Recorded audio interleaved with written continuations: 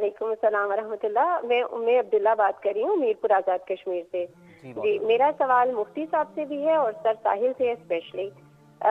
मेरे 4 बच्चे हैं और सब बच्चे 10 ईयर से छोटी उम्र के हैं। मेरी और मेरे शौहर की जो सोच है वो किसी मामले में भी नहीं मिलती, और इवन दो कि हम एक दूसरे पर ट्रस्ट भी नहीं करते हैं। हमारे जो रिश्ता हुआ था उसमें कुफ का बिल्कुल भी लिहाज नहीं रखा गया, जो एक दिन सर साहिल और मुफ्ती साहब आपस में डिस्कस कर रहे थे। क्वेश्चन मेरा ये है कि मेरे शौहर जो है वो अमेरिका शिफ्ट होना चाह रहे हैं विद फैमिली, और मैं बच्चों की होम स्कूलिंग मैंने लास्ट ईयर से स्टार्ट की हुई है। तो वो ये कहते हैं कि वहाँ जाकर नौकरी करना लाजमी है, ये नहीं हो सकता कि आप हमारे साथ वहाँ जाएं और जॉब ना करें। तो फिर मैं बच्चों की तरबियत वहाँ कैसे करूँगी? और इस मामले में मतलब वो इतने ज़्यादा सेंसिटिव हैं अमेरिका को लेकर कि वो ये कहते हैं कि आप फ़लस्तीन का इशू बच्चों से बिल्कुल डिस्कस ना करें, कि कहीं हमारे वीज़े। ठीक है जी। मुफ्ती साहब वो जाना चाहते हैं अमेरिका अपने अहले खाना के साथ, और दोनों का कंपैटिबिलिटी इश्यूज भी हैं। इश्यूज भी हैं। 4 बच्चे भी माशाल्लाह। देखें, जहाँ तक इनके सवाल के पहले हिस्से का ताल्लुक़ है ना कि हमारे रिश्ते के अंदर कुफ़ का लिहाज नहीं रखा गया, तो मैं ये अर्ज़ कर दूँ कि कुफ़ का लिहाज रखना मुस्तहब है, ये कोई फ़र्ज़ या वाजिब नहीं है। तो इसका मतलब हरगिज़ ये नहीं कि कुफ़ का लिहाज नहीं रखा गया तो निकाह ही नहीं हुआ। तो कुफ़ को आप ज़्यादा से ज़्यादा खींच के भी लेके जाएँ तो ये मुस्तहब है। तो जब निकाह हो गया, बच्चे हो गए, तो अब इस बात को याद करना कि कुफ़ का लिहाज नहीं रखा गया तो अब क्या होगा। अब तो ज़िंदगी आधे से ज़्यादा गुजर चुकी, मैं ये समझता हूँ। आपके बच्चे भी 10 साल से कम हैं, वो 3-4 बच्चे भी हैं, तो मेरे ख़्याल से आपको उनके हवाले से देखना चाहिए, उनके मुस्तकबिल का सोचना चाहिए। ये बात कहना कि मेरे साथ अब जुल्म हुआ, देखिए माजी कभी वापस नहीं आता। ज़िंदगी हमारी या तो हाल है, और मुस्तकबिल को सोच के भी परेशान होना कोई मुनासिब बात नहीं होती। हमारी ज़िंदगी क्या है, अगर हम इसको इमेजिन करें, इसको सोचें, तो वो सिर्फ हाल है। अपने हाल को अगर आप बेहतर बना लें ना, तो आपकी ज़िंदगी बेहतर हो जाएगी। तो बाज़ लोग माजी के किस्से सोच सोच के परेशान हो रहे होते हैं कि शादी यहाँ हो गई थी वहाँ। अब अपनी ज़िंदगी को बेहतर इस तरह से बनाएं कि अल्लाह ताला की ज़ात पे भरोसा करते हुए और हर हाल के अंदर अपने खामंद की फर्मा बरदारी को लाजिम पकड़ लें। अगर वो कहता है ना दिन है तो आप कहें दिन है, अगर वो कहे रात है तो आप कहें रात है। हाँ, जहाँ पे हुकूकुल्लाह की बात आएगी वहाँ पर आपको अपने खामंद की इत्तिबा लाजिम नहीं, बल्कि वहाँ पर अल्लाह का हक अदा करना लाजिम है। लेकिन जहाँ पर ये चीज़ें ना पाई जा रही हों और वहाँ पर आप कोई लड़ाई झगड़े का पहलू बना लें, ये कोई मुनासिब बात नहीं है। शरीयत कहती है कि खातून को हर मामले के अंदर खामन की इत्तिबा लाजिम है। वल्लाहु ताला आलम। यहाँ पे क्वेश्चन कॉलर का ये था कि उसके 4 बच्चे हैं, अमेरिका शिफ्ट हो रहे हैं, वो 4 बच्चों को कैसे देखभाल करेगी? उसका हस्बैंड चाहते हैं कि वो फुल टाइम जॉब करे, वहाँ पे ये कंडीशन। देखिए, खामन के ऊपर लाजिम है कमाना। कुरान कहता है वालल मौलूदि लहू रिज़्कुहुन्ना व किस्वतुहुन्ना बिल मारूफ। जब कुरान ने सरी तौर पे बयान कर दिया तो खामन का ये कहना जी बीवी भी कमाए, भाई बीवी के ऊपर कमाना लाजिम नहीं है, बल्कि बीवी अगर खुद अपने आप को इस चीज़ के अंदर मुब्तला करती है तो खामन को भी चाहिए, ये हक ही खामन का है। तो वो बीवी के ऊपर डाले जी तुम नौकरी करो, तो मेरी बहना आप अपने खामन से कह सकती हैं कि मेरी जिम्मेदारी सिर्फ ये है आपके बच्चों की सही मानों में परवरिश करना और उनकी देखभाल करना, तो नौकरी करना मेरा काम है ही नहीं। तो इसलिए मुफ्ती साहब, ये जैसे इत्तबा की बात है कि खातून ने इत्तबा करनी है, तो मर्द के ऊपर तो जिम्मेदारियों के साथ इत्तबा है ना, कि अगर वो खुद अपनी जिम्मेदारियां कोई अदा ना करे, कोई मेरी गल तू जरूर मननी हर बार। देखिए, अगर खामंद अपने हक को अदा नहीं कर रहा तो हम इस हवाले से बीवी को तो नहीं कह सकते कि वो भी झगड़ा शुरू कर दे। वो जिस तरह रख रहा है उसी तरह रहे। तो अगर बिलफर्ज उसके साथ रहना पसंद नहीं कर रही तो फिर इसके पास वो इख्तियार है, अल्लाह ताला ने जो उसको दिया हुआ है कि तनसीख निकाह की डिग्री जारी करवा के तो अलहदा हो सकती है, अलहदा हो सकती है। ठीक है, हमें ज्वाइन किया जी साहिल अदीम साहब ने स्टूडियोज़ में। साहिल साहब अस्सलाम वालेकुम, बहुत बहुत शुक्रिया, बहुत शुक्रिया आपका भी। ये सवाल आया था खातून की तरफ से, एक उन्होंने कहा था कि साहिल साहब से भी इसका कमेंट लेना है कि एक खातून है, 4 उनकी बच्चे हैं और उनके मियाँ मुंतकिल होना चाहते हैं अमेरिका। शर्त ये रखी है कि वहाँ जाकर वो नौकरी भी करेंगी। तो कहती मैं 4 बच्चों की फिर कैसे परवरिश और तरबियत की जिम्मेदारी निभा सकती हूँ। शर्त किसने रखी है? मियाँ ने रखी कि बाहर तब लेके जाऊंगा, बाहर जाके नौकरी भी करनी है। नौकरी तो करनी ही करनी है। शर्त किस बात की? बाहर जाना है ये शर्त थोड़ी है, तो हुक्म है बाहर जाना है और नौकरी भी करनी है। शर्त बाहर की नहीं है, बाहर तो जाने जाना है, लेकिन नौकरी भी करनी है और 4 बच्चों की वो देखभाल कैसे करेंगे, वो इस हवाले से इसने पूछा है। वही तो, हाँ ठीक है ना, बस देखें अब सवाल औरत क्या आदमी का है? औरत का। तो जब अल्लाह के कानून के अलावा कुछ चीज़ आप पे सब्द की जाए तो आपको अल्लाह ने इख्तियार दिया ना कि बस फिर कहानी ख़त्म कर सकते हैं आप। या तो आप देखें, ये बात मैं नहीं समझ आती मुझे कि शोहर का, जब तक शोहर एक ख़ास कैटेगरी में नहीं आएगा वो मेरा शोहर नहीं है। अगर निकाह कर दिया वो बंदा शोहर आपका। अब आपके पास इख्तियार है कि आप अल्लाह हाफिज कर दें, मगर अगर आप खुद नहीं कर रही तो फिर इत्तबा तो आप करेंगे। ये कानून नहीं तोड़ सकते हैं आप किसी को। मुझे अपनी मर्जी का शोहर मिलेगा तो इत्तबा करूँगी। ये मामला नहीं, इसी को निकाह कहते हैं। आपकी मर्जी थी तो आपने कबूल है बोला था ना। अब ये नहीं होगा कि इसके अंदर मैं फिर और भी चेंजेस करूँ। आपको नहीं पसंद आए कोई बात नहीं, अल्लाह ताला ने शादी के बाद ही खुला या तलाक की बात की ना, तो हो जाता है, कोई बात। तो इसमें अगर 4 बच्चे हैं तो क्या एक बच्चा हो या ना भी बच्चे हो, ये वाला तो मामला उनको कंसीडर किया जाए बच्चों पे। मतलब अगर इस स्टेज तक नौबत आ जाए कि 4 या 5 बच्चे हैं और मियां बीवी नहीं रहना चाहते, आप जिस आप कह रहे हैं, कानून तो नहीं बदलेगा चाहे 100 बच्चे हों। मतलब बच्चों की वजह से कॉम्प्रोमाइज नहीं करना चाहिए, आप ये भी कह रहे हैं ना? नहीं, वो कानून, लड़की का शऊर है तो उसने कहा है ना कि बच्चों को कॉम्प्रोमाइज नहीं करना चाह रही मैं। वो ठीक कह रही है ना। ठीक है, अल्लाह भी यही कह रहा है कि बच्ची से काम मत करो, लड़की से काम मत करो, खुद करो चाहो और बच्चों को पालो तुम, यही तो काम है। अब ये परवर्जन ना सोसाइटी में इतनी आ गई है कि लड़कियों ने ये समझना शुरू कर दिया है कि they are equal part of this pen as well. लड़की का पेन अल्लाह ने नहीं दिया जा जाके कमा, बिल्कुल ये पेन हमें दिया हुआ अल्लाह ने। राइट, ये खुद लेना चाह रही हैं आप, तो फिर नीचे फिर तबाही है, बता रहा हूँ आपको। कॉलर ले लेते हैं यहाँ पर एक। जी अस्सलाम वालेकुम।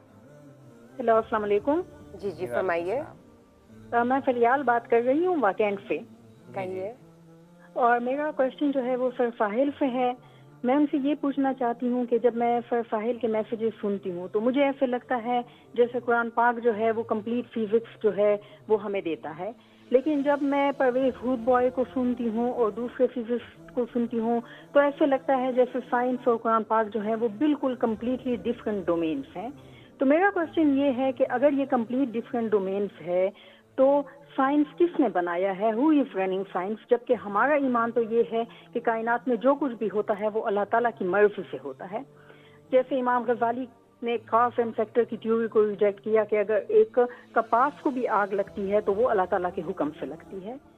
लेकिन जब मैं फिजिसिस्ट की बातें सुनती हूँ तो मुझे लगता है कि साइंस जो है वो इंडिपेंडेंट है। ठीक है, बहुत शुक्रिया आपका। साइंस आज़ाद है, कुरान किताब भी नहीं है। कहने का मतलब उनका ये है कि कुरान कोई और चीज़ है, साइंस कोई और चीज़ है। लेकिन ये आप ना सबसे पहले तो ये समझ लेंगे कोई भी अमर अल्लाह का ही अमर है। अगर वो आपके नफ़ा में जा रहा है तो अल्लाह ताला का एहसान है, नुकसान में जा रहा है तो दुनिया में कोई एक आजमाइश है, वरना आखिरत का एहसान ही है। अब साइंस जो है वो आप तक सही नहीं पहुंचाई गई, ठीक है, तो साइंसदानों का कसूर है। इस्लाम आप तक सही नहीं पहुंचाया गया तो फिर उलमा इकराम ने ये कमी छोड़ दी। उनको चाहिए था साइंस को उसी गिरफ्त में रखते और ताबे रखते, क्योंकि साइंस जो है वो कुरान पाक के अंदर जिस तरीके से अल्लाह ताला ने इन तमाम उमूर को अम्ब्रेला कवर दिया है ना, उसमें कुछ ऐसी आयतें हैं फॉर एग्जांपल जो कि बग़ैर इस इल्म के उस स्पेक्ट्रम में नहीं कंप्लीट हो सकती, ठीक है। जैसे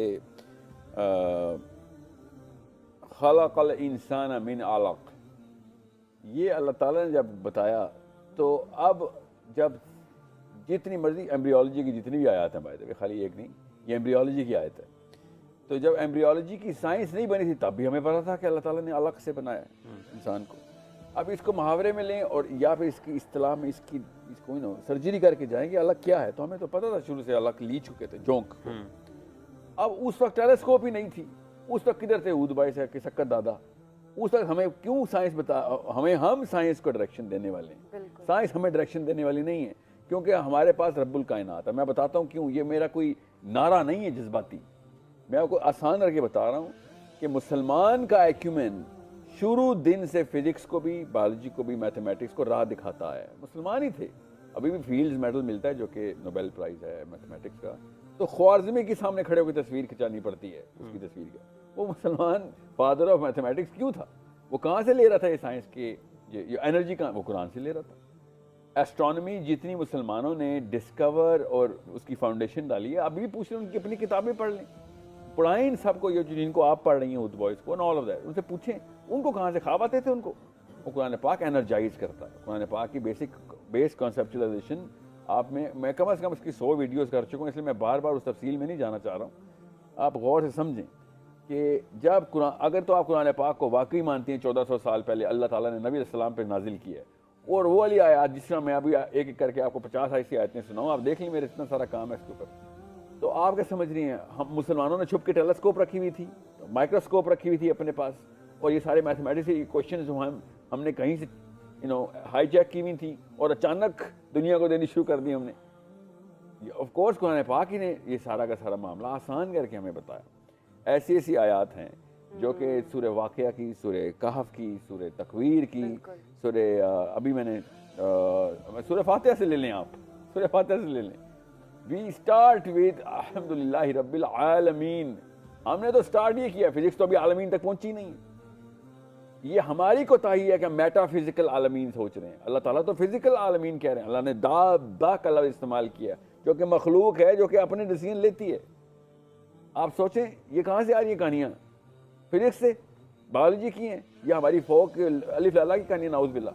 अल्लाह ताला ने सरीहन बताया हुआ है सारा कुछ। ये सारा का सारा इंटरगैलेक्टिकल मामला, मुसलमान हो और इंटरगैलेक्टिकल ना माने, फिजिक्स के रल्म्स में तो एक बैकग्राउंड है माइक्रोवेव का, जो 14 बिलियन ईयर्स का पूरा बबल बनाया हुआ सफ़ीर।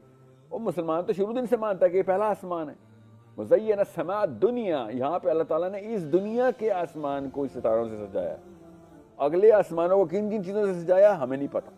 अब नबी अलैहिस्सलाम का जब सफ़र है मेराज का, तो मेराज का सफ़र फिजिक्स के पहले आसमान को क्रॉस करते हुए दूसरे आसमान में, फिर तीसरे, फिर चौथे और पांचवें, छठे आसमान की जड़ में सिदरतुल मुंतहा, उसका पत्ते 7वें आसमान में लगे। ये फिजिक्स है, अभी पहुंच जाएगी फिजिक्स, फिक्र नहीं करें। अभी तो इनके सक्कड़ पोते पैदा होने, उन्होंने इनको बेवकूफ़ साबित करना, जिस तरह ये अपने दादाओं को फिजिक्स के बेवकूफ़ साबित करते आ रहे हैं ना।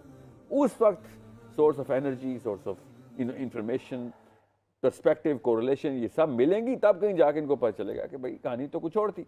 हमारे न्यूटन को अब आइंस्टाइन ने गलत साबित किया, आइंस्टाइन को अगली नस्ल गलत साबित, और वो कहते भी हैं, असली साइंसदान अपने आप को लाचार ही कहते हैं, उनके अंदर किबर नहीं है। वो कहते हैं जो सामने आ रहा हम दिखा रहे हैं आपको, जो चीज़ हमारे मुशाहिदे में इन 5 सेंसेस के अंदर नजर आती है हम आपको समझा देते हैं। कुछ चीज़ें मजबूत हैं, कुछ चीज़ें अभी भी ज़ेर बहस हैं। ये हम साइंसदान, पाकिस्तान में जो साइंसदान है वो भी किबर के मारे हुए 2 नंबर, वो यही नहीं बताता है कि भाई अभी तक की रिसर्च है भाई उनकी, गोरे ने कभी ये किबर नहीं किया। ये पाकिस्तान का दहरिया भी पक्का दहरिया नहीं है, वो भी बीच में से कंफ्यूज है, बीच में से मानता है अल्लाह को। पाकिस्तान का साइंसदान भी पूरी तरह साइंसदान नहीं है, जिस तरह पार्लियामेंट हाउस में नहीं 2 नंबर सियासतदान, इस तरीके से हमारे 2 नंबर साइंसदान भी हैं। तो जब तक पूरी कौम के अंदर एक एक्यूमेंट डेवलप नहीं होगा, इसलिए मैं आपको बता रहा हूँ। आप हंसी हैं इस बात पे, आप क्यों हंसी हैं? क्योंकि मैंने ये लफ्ज़ पहली दफ़ा सुना है इस तरह का, तो मुझे थोड़ा मेंबर पंजाब असेंबली है इसलिए। तो चलें, तो आप बेहतर जानती हैं ना, आपने देखा है इन सबको पास से ना, नवाज शरीफ ये जरदारी को पास से देखेंगे ना तो आपको पता पार्टी से अभी तक PMLN से। अल्लाह ताला आपको हिदायत दे, हिदायत पे इंशाल्लाह, हिदायत पे इंशाल्लाह। ये